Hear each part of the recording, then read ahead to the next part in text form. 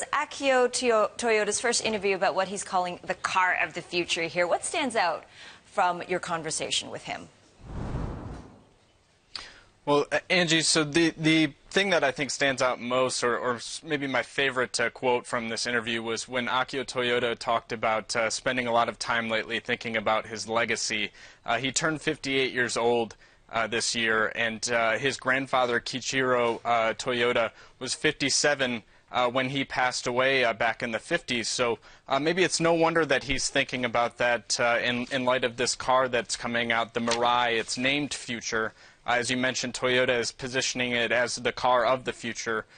They talk about this car in really bold terms, that gasoline-powered cars for the first 100 years of the automobile, and calling out this idea that the next 100 years will be about hydrogen. So it's a really interesting look at this car and just the sort of stakes that Toyota is setting up for its introduction. Well, it certainly is. I mean, an alternative to fuel here, but not everyone is convinced by this fuel cell Mirai. Certainly questions about safety. What are the critics saying?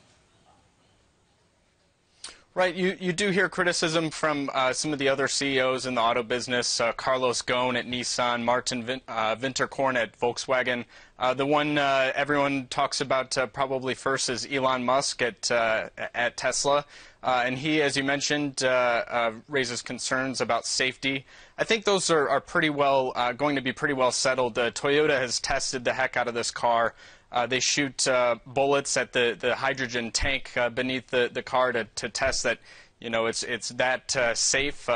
Maybe the concern that is most legitimate is while the emissions from this car are zero CO2, the only emissions will be water coming out of this car.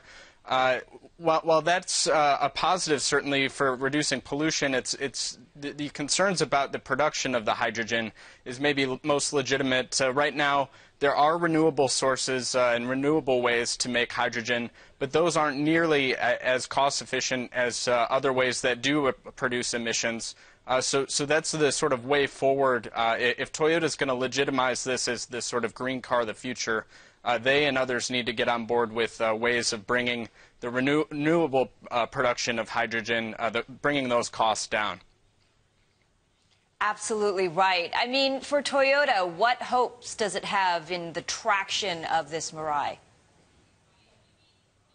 Well, it was interesting. You know, we talked about the criticism of this car. And I thought the other sort of point that Toyota made in response to this criticism came from the boss in the U.S., Jim Lentz, who we also interviewed for this story.